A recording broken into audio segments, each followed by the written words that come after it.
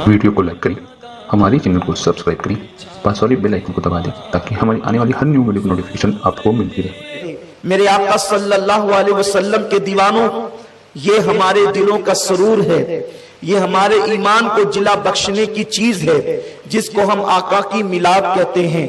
मिलाद आई, ये हमारी ईदों की ईद है।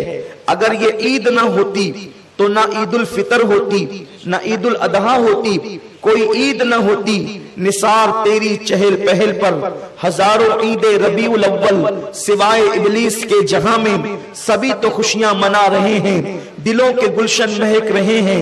ये कैफ क्यों आज आ रहे हैं, कुछ ऐसा महसूस हो रहा है हुजूर तशरीफ ला रहे हैं। मेरे प्यारे आका अलैहिस्सलाम के प्यारे दीवानों, ये कलियां न होती, न ये गुलों का तबस्सुम होता, न ये चांद की चांदनी होती, न ये सूरज की रानाइयां होती, न ये शफक का जमाल होता, न ये उफक की सुर्खी होती, न ये आसमानों का साइबान होता, न ये जमीन की चादर होती, न सब्जाजार होता, न भौरों की गुनगुनाहट होती, न चिड़ियों की चहचहाट होती, न लाला के रुखसार होते, न नरगिस सी आंखें होती, न जुल्फे होती, न खम होता, न मैं होता, न सुराई होती, न जाम होता, न कायनात होती, न अर्दियात होते, न फलकियात होते, कुछ न होते, न बलखाती हुई नदियां होती, न गिरते हुए आबशार होते, न मौजे मारते हुए समंदर होते, न दरियाओं की रवानी होती, न समंदरों की तुगयानी होती, न पत्थरों का वजूद होता, न पहाड़ों का गुरूर होता,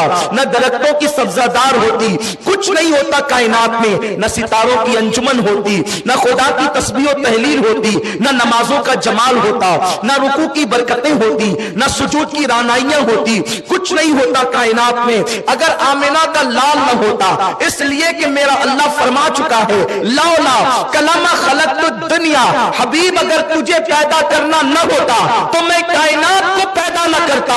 वो वजह कुन फका है, वो वजह तखलीक कायनात है जिसे आमिना का लाल कहते हैं, क्योंकि मेरे अल्लाह ने फरमाया कुल तो कंजन मख्फियन फअहबब्तु अरफा व नफख्तु फी मिन रूही, मैं तो छुपा हुआ खजाना था।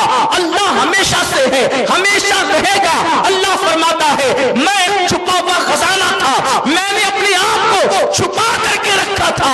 जब मैंने चाहा कि मुझे पहचाना जाए तो मैंने इंसानियत की जान आमिना के लाल मोहम्मदुर रसूलुल्लाह को पैदा कर दिया। मेरे आका अलैहिस्सलाम के प्यारे दीवानों, जन्नत उनके तुफैल बनी, दोज़ख उनके तुफैल बनी, अर्श उनके तुफैल बना, फर्श उनके तुफैल बना, कुर्सी उनके तुफैल बनी, फरिश्ते उनके तुफैल बने, जिन्नात उनके तुफैल बने, इंस उनके तुफैल बने। न आराइशे करता खुदा सारे जमाने में, न क्यों आराइशे करता खुदा सारे जमाने में, तुम्हें दूल्हा बना के भेजना था इस जमाने में। मेरे प्यारे आका अलैहिस्सलाम के प्यारे दीवानों, आकाए करीम की आमद, हुजूर सज्जद आलम की आमद तखलीक कायनात की वजह है, वो वजह तखलीक कायनात है। अल्लाहु अकबर। कुरान का नुज़ूल न होता अगर वो ना आते, खुदा का दीदार हमें नसीब ना होता जन्नत में अगर उनका वजूद पाक ना होता, अल्लाह की मारिफत ना होती अगर वो ना आते। याद रखें, ये गुफ्तगू तो इंशाअल्लाह आगे फिर कभी होगी। आज जो मेरा उन्वान है, हम मिलाद क्यों ना मनाएं, मैं इस पर आज गुफ्तगू करना चाहता हूं। अपने बेगाने मिलाद से मोहब्बत करने वालों से भी और मिलाद की मुखालफत करने वालों से भी बस मैं थोड़ी देर उनके कानों की समाअत, उनके दिलों की तवज्जो, उनकी नजरों की जो है वो पाकीज़गी अपने चेहरे की तरफ चाहता हूं ताकि लोग सुने हम मिलाद क्यों न मनाएं। मेरे आका सल्लल्लाहु अलैहि वसल्लम के दीवानों, मिलाद कहते हैं आकाए करीम सल्लल्लाहु अलैहि वसल्लम की विलादत के जिक्र के करने को। हुजूर तशरीफ लाए तो क्या हुआ, आका की आमद हुई तो क्या हुआ, बस इसी का जिक्र करना ये मिलादुन नबी सल्लल्लाहु अलैहि वसल्लम है। अब उसके लिए कोई एहतमाम करे, कोई इंतजाम करे, कोई जो है वो सजावट करे, तो ये जित कदर एहतमाम बढ़ता जाएगा उसी कदर जो है वो सवाब भी बढ़ता जाएगा, क्योंकि एहतमाम इज्जत और तौकीर के लिए होता है, ताजीम और एहतराम के लिए होता है। अब आए मैं आपको बताऊं हम मिलाद क्यों न मनाएं, इसलिए कि मिलाद का जो तारुफ, उसका परिचय, उसका डेफिनेशन जो मैंने पेश किया वो ये है कि हुजूर की विलादत के वक्त के वाक़यात का जिक्र करना ये मिलादुन नबी सल्लल्लाहु अलैहि वसल्लम है। उसका एहतमाम, जैसे नफ्स शादी किसे कहते हैं, शादी की तारीफ उर्फ में ये है کہ کسی لڑکا لڑکی کا ایجاب و قبول ہوتا ہے، نکاح اسی کو کہتے ہیں. دو گواہ ہو، ایک قاضی، تو بھی نکاح ہو جائے گا. ٹھیک ہے، لیکن کبھی ہم میں سے کوئی ایسا نہیں کرتا کہ دو گواہ ہو، ایک قاضی، دولہا دلہن. بلکہ قاضی کی بھی ضرورت نہیں ہے. اگر دولہا کہہ دے کہ میں نے تمہارے ساتھ نکاح کیا دو گواہوں کی موجودگی میں، لڑکی کہے میں نے قبول کیا، یا لڑکی کہے کہ میں نے نکاح کیا آپ کے ساتھ، لڑکا کہے میں نے قبول کیا، نکاح ہو گیا. خطبہ پڑھنا سنت ہے، نہ فرض ہے نہ واجب. یعنی اگر خطبہ نہ بھی پڑھا جائے تو بھی نکاح مسئلے کے اعتبار سے ہو جاتا ہے، لیکن پڑھنا چاہیے کیونکہ میرے آقا کی سنت ہے. اس کو ترک کرنا برا ہے، نہیں کر سکتے. بلکہ اگر پورا خطبہ کوئی نہ پڑھے، الحمدللہ نحمدہ ونستعینہ، وہ جو سنتے ہیں، صرف خطبے کی نیت سے کوئی الحمدللہ رب العالمین بھی کہہ دے، خطبہ ہو گیا. یہ ایک مسئلہ میں نے بتایا آپ کو. اگر آپ کو تھوڑا سا اچھمبا لگے تو آپ بار شریعت دیکھ لیں، بہت آسان سی کتاب ہے بار شریعت، آپ کو یہ مسائل سب اس میں مل جائیں گے. لیکن کوئی ایسا نہیں کرتا. کیوں نہیں کرتا؟ اگر آپ اس طریقے سے نکاح کریں گے، جب بعد کے لوگوں کو پتا چلے گا تو لوگ کہیں گے کہ یہ حادثہ ہوا کب. اس لیے ہم ایسا نہیں کرتے. کیوں نہیں کرتے؟ اس لیے کہ یہ ایک اچھی چیز نہیں ہے. یہ تہذیب کے بھی خلاف ہے، تمدن کے بھی خلاف ہے، شرافت کے بھی خلاف ہے. کیونکہ اگر آپ اس طرح چوری چوری چپکے چپکے نکاح کریں گے تو لوگ کہیں گے کہ کوئی گڑبڑ تو نہیں ہوئی تھی کہ کبھی بھی نکاح ہو گیا. اس لیے ہم کیا کرتے ہیں، منڈپ لگواتے ہیں جسے ہم شامیانہ کہتے ہیں. لیکن اس شامیانے کو عامیانہ انداز میں ہم منڈپ کہتے ہیں. تو منڈپ لگاتے ہیں، اسٹیج ہوتا ہے، دیگیں پکتی ہے، رکے بیٹھتے ہیں، لوگ مدعو ہوتے ہیں، امیر غریب چھوٹے بڑے سب آتے ہیں، کہیں درجنوں میں، کہیں سینکڑوں میں، کہیں ہزاروں میں، اور نکاح ہوتا ہے. یہی تو ہوتا ہے. منڈپ کا شادی سے کوئی تعلق نہیں ہے. لیکن منڈپ اس لیے لگتا ہے کہ مہمان آئیں گے تو دھوپ میں تو نہیں بٹھائیں گے. اگر دھوپ میں بٹھائیں گے تو لوگ کہیں گے کہ یہ آدمی جو ہے یہ لوگوں کی عزت کرنے سے ناواقف ہے، اسے پتہ نہیں ہے کہ تعظیم کسے کہتے ہیں. لوگ آئیں گے تو چٹائی پر بھی بیٹھ سکتے ہیں، لیکن ہم کرسیاں لگاتے ہیں. آ کر ہم لوگ پانی پی کے بھی چلے جاتے ہیں، لیکن ہم شربت پلاتے ہیں. شربت بھی صرف شکر اور پانی سے مل کے شربت بن جاتا ہے، لیکن ہم اس میں دودھ ڈالتے ہیں، اس میں خوشبو ڈالتے ہیں، سینٹ ڈالتے ہیں، وغیرہ وغیرہ. میں کوئی آپ کو شربت بنانے کی ترکیب بتانے نہیں بیٹھا، صرف ایک ہلکی سی تمہید چاہتا ہوں کہ آپ کی توجہ میری طرف ہو جائے. یہ سب اس لیے ہوتا ہے، حالانکہ نکاح سے اس کا کوئی تعلق نہیں ہے، نہ شربت کا، نہ منڈپ کا، نہ دیگ کا، نہ کھانے کا، نہ کرسی کا، کوئی تعلق نہیں ہے. اگر اس سے ہٹ کر بھی یاد کرے تو بھی نکاح ہو جائے. ٹاٹ پٹی پہ بیٹھے تو بھی ہو جائے، شربت نہ ہو تو بھی ہو جائے، منڈپ نہ ہو تو بھی ہو جائے. لیکن آپ آنے والے مہمان کی عزت کی خاطر اچھے سے اچھا انتظام کرتے ہیں، تاکہ آنے والے کو پتا چلے کہ جس کے گھر کی شادی میں جا رہے ہیں وہ کوئی پٹیچر یا جاہل نہیں ہے، مہمانوں کی قدر جانتا ہے، مہمانوں کا احترام جانتا ہے، مہمانوں کی تکریم جانتا ہے. اور حضور علیہ السلام کا فرمان ہے، جو اللہ اور یوم آخرت پہ ایمان رکھتا ہو وہ مہمان کی تکریم اور تعظیم کرے. خدا کی قسم یہ نہ فرض ہے نہ واجب، اللہ اکبر، لیکن تکریم مہمان کا حکم ہے، اس لیے سب کچھ کرتے ہیں. میلاد بس اتنی ہے، میلاد بس اتنی ہے کہ حضور کی آمد کا ذکر کیا جائے،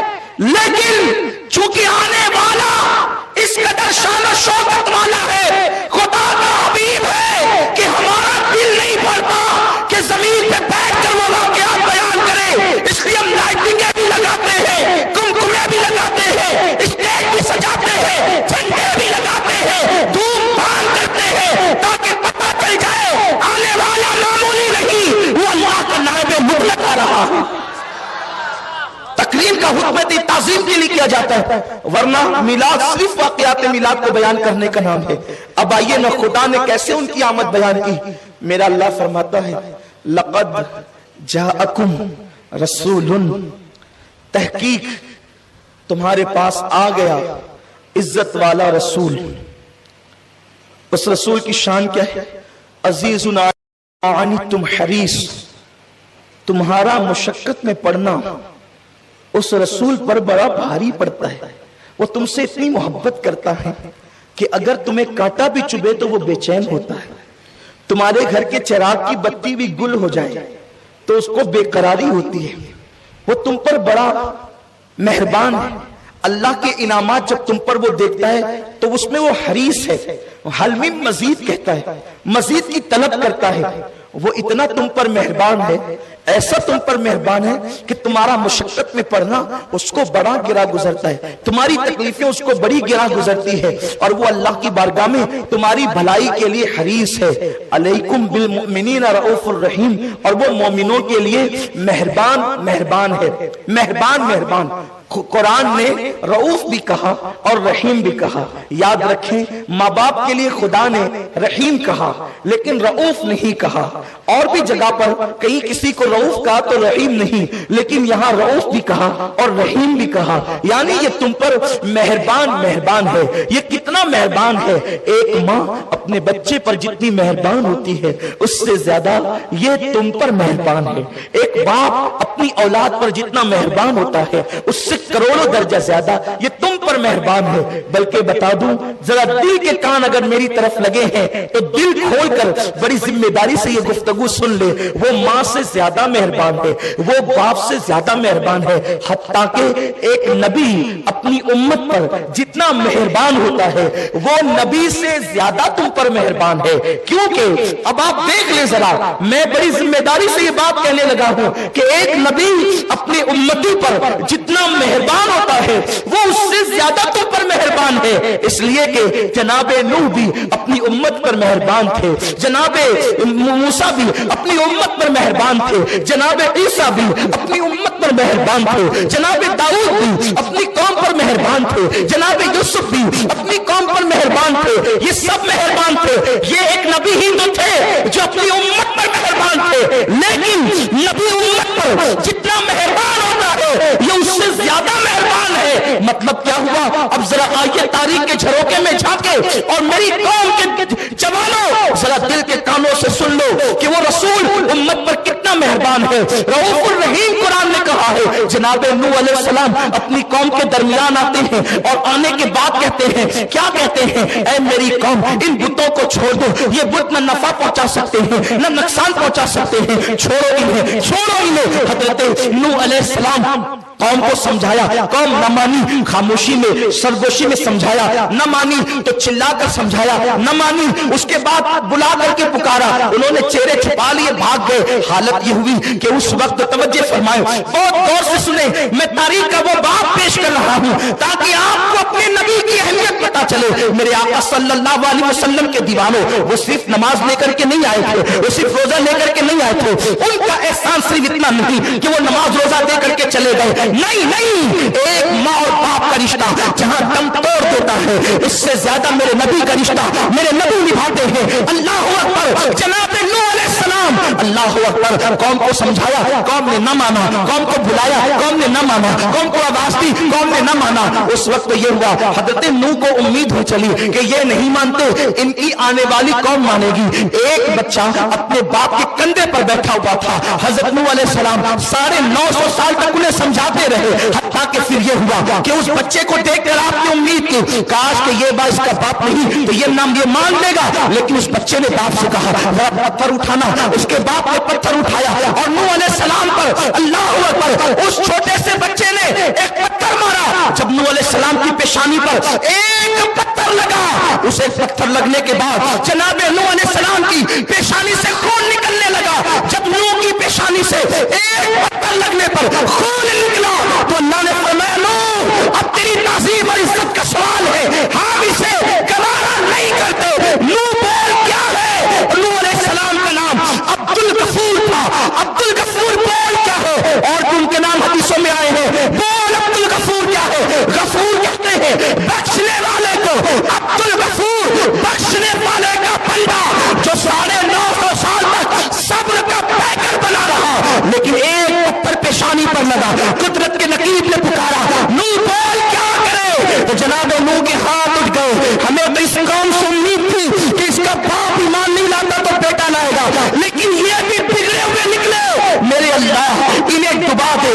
آسمان سے بارش برسا, زمین سے پانی نکلے، پتھروں سے پانی نکلے، حتیٰ کہ چولہوں سے پانی نکلے، تنور سے پانی نکلے، تندور سے پانی نکلے۔ اللہ اکبر۔ پھر کیا ہوا؟ پہاڑوں سے پانی نکلا، زمین سے پانی نکلا، آسمان سے پانی نکلا، یہ سب کچھ ہوا اور قوم نوح مکمل کے مکمل تباہ و برباد ہو گئی۔ ایک نبی کی شفقتیں 950 سال تک اس قوم کے ساتھ رہی، اور نبی، ہر نبی مشفق و مہربان ہوتا ہے، لیکن نوح کی پیشانی پر ایک پتھر لگا اور خون نکلا تو نوح علیہ السلام ان شفقتوں کے باوجود، کیونکہ شفقتیں ایک حد تک رہتی ہے، شفقتوں کے باوجود دعا کرتے اللہ انہیں ڈبا دے۔ یہ نبی اور امتی کی شفقتیں۔ جناب موسیٰ علیہ السلام، جناب موسیٰ علیہ السلام نبی ہیں، ان کی امت ہے، ان کی قوم ہے، بچوں کو قتل کیا جا رہا ہے، بیٹیوں کو رکھا جا رہا ہے۔ ایک وقت آتا ہے کہ جناب موسیٰ علیہ السلام تنگ آتے ہیں فرعونیوں کے ظلم سے، اور آپ اپنی قوم کو لے کر نکلتے ہیں، اور اس کے بعد جب فرعون پیچھے پیچھے آیا، ظلم کی انتہا کر دی، تو موسیٰ کے ہاتھ اٹھ گئے، مولا ڈبا دے انہیں۔ اللہ نے ڈبا دیا ان کو۔ اسی طریقے سے آپ دیکھیں ایک سلسلہ ہے، اگر میں اسی کی طرف جاؤں تو وقت ختم ہو جائے۔ جناب لوط علیہ السلام کی قوم نے ستایا، آپ نے منع کیا، قوم نے کہا لوط تو بڑا شریف بنتا ہے، استغفر اللہ، تو بڑا شریف بنتا ہے، ہم تجھے اپنی بستی سے نکال دیں گے، اور ہمیں معاذ اللہ تیری شرافت کی ضرورت نہیں، اور تو ہماری طرح بشر ہے۔ اس طرح کی باتیں ان لوگوں نے کی، جناب لوط کے ہاتھ اٹھ گئے۔ اللہ جو قوم اتنی بدترین ہو انہیں ہلاک کر دے، اس قوم پر پتھروں کی برسات ہوئی، وہ قوم مر گئی، حتیٰ کہ جس زمین کے حصے میں وہ رہتے تھے اس کو پلٹ دیا گیا۔ جناب صالح علیہ السلام، ان کی اونٹنی کی کونچیں کاٹ دی گئی۔ نبی کی شفقتیں بڑی ساتھ ساتھ تھی، لیکن جب اونٹنی کی کونچیں کٹی تو جناب صالح نے کہا جو میری اونٹنی کی کونچیں کاٹ دے، جو ناقۃ اللہ کی کونچیں کاٹ دے، وہ زمین، اب زمین، وہ قوم زمین پہ رہنے کے قابل نہیں، انہیں تباہ کر دیا جائے، ہلاک کر دیا جائے، برباد کر دیا جائے۔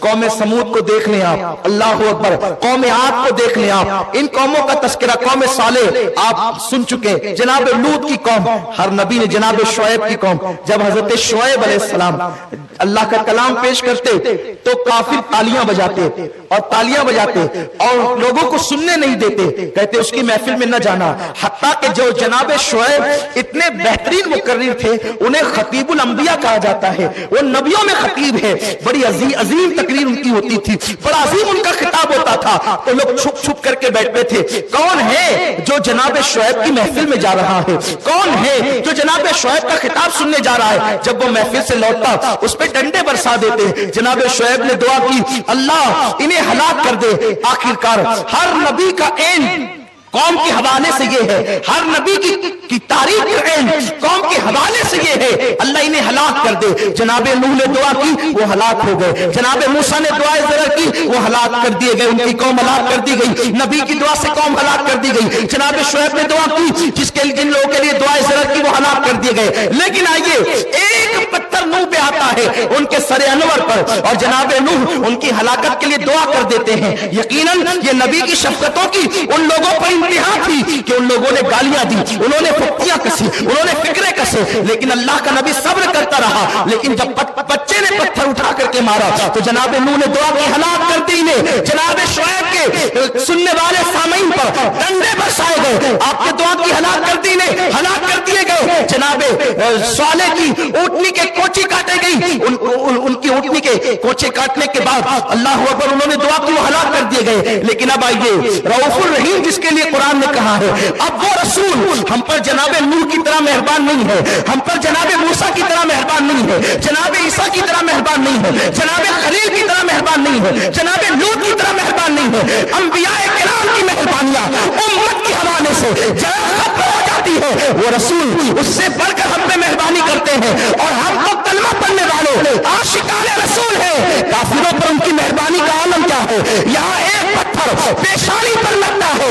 اور دعائیں ذرا کر دی جاتی ہے، لیکن وہاں پر اب یاد کریں اس منظر کو، اس مکان کو، اللہ اکبر، جو سفر طائف کہا جاتا ہے۔ طائف کی وادیوں میں نبیوں کا امام ہے، نوح کا امام ہے، موسیٰ کا امام ہے، عیسیٰ کا امام ہے، ابراہیم کا امام ہے، آمنہ کا لال ہے۔ جب آپ گئے ہیں تو آپ اندازہ لگائیں کہ انداز کیا اس قوم कौम का, जब आपने बड़े बड़े सरदारों को कहा कि मुझे अल्लाह ने रसूल बनाकर भेजा है, उन जालिमों ने ये कहा था क्या अल्लाह को नबी बनाने के लिए मोहम्मद तू ही मिला था, क्या तुझसे बेहतर कोई इंसान नहीं मिला था माज़अल्लाह। जबकि वो पलीद ये इसलिए कह रहे थे न तेरे पास माल है न तेरे पास दौलत है, इसलिए वो रसूल को गाली दे रहे थे। मेरे आका अलैहिस्सलाम बता रहे थे कि अल्लाह अपनी रिसालत और अमानत को कहां रखना चाहता है और कहां रखना चाहिए ये बेहतर जानता है। मेरे रसूल का हुस्न उन्होंने देखा, आका का जमाल देखा, आका का किरदार देखा, आका का अखलाक देखा, लेकिन वो दौलत के पुजारी सिर्फ दौलत को सब कुछ समझते थे,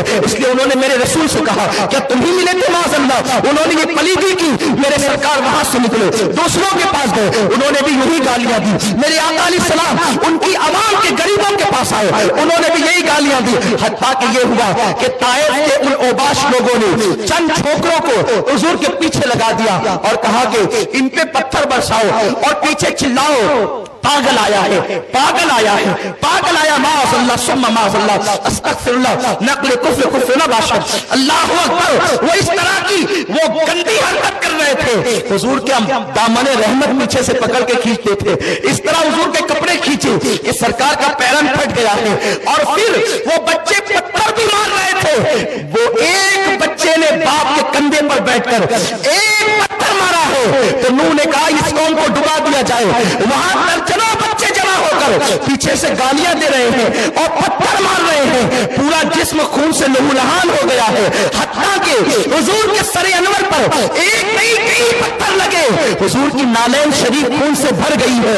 हत्ता के आकाए करीम को बतकाज़े बशरियत गशी की कैफियत तारी हो गई है। हुजूर अलैहिस्सलाम की आंखों के सामने अल्लाहु अकबर यूं लगता है कि जैसे तारीकी से छा रही हो, यूं लगता है मैं कह रहा हूं, मैं बहुत मोहतात गुफ्तगू करना चाहता हूं, इसलिए कि अदब ज़ेरे आसमां अज़ अर्श नाज़िक पर नफज़ गुम कर दमी आयत जुनैद बायज़ीदी जा।